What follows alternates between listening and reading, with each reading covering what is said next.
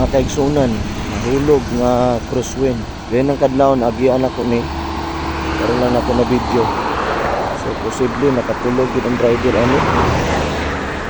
Doon pud taon.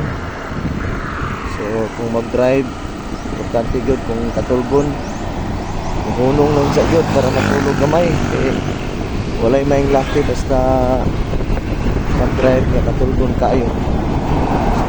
So seconds na lang makaigsunan wala na pag mata nimo kung naka-stop. So, kita nga mga driver doble ingat ta nya mag-pray gyud ta always sa atong mga biyahe. Hopefully nga inon posible wala gyud koy namatay ako kay hindi namang kaibutal ko sayang damage sa sakyanan makaigsunan.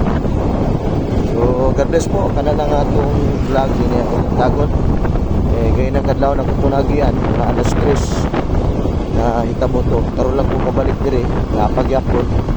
So nag-video na lang po ko kadyo. So God bless po mga kaibigan, ingat sa atong mga biyahe adlaw-adlaw. Ampo permente ang Dios atong magbalantay kung makulang nato.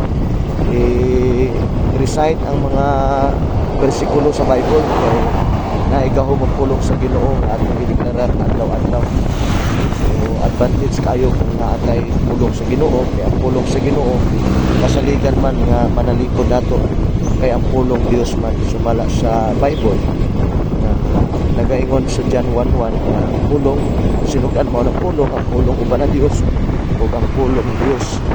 So ang pulong sa Ginoo himuang nga imong weapon adlaw-adlaw. So God bless po mga kaigsunan, bye bye.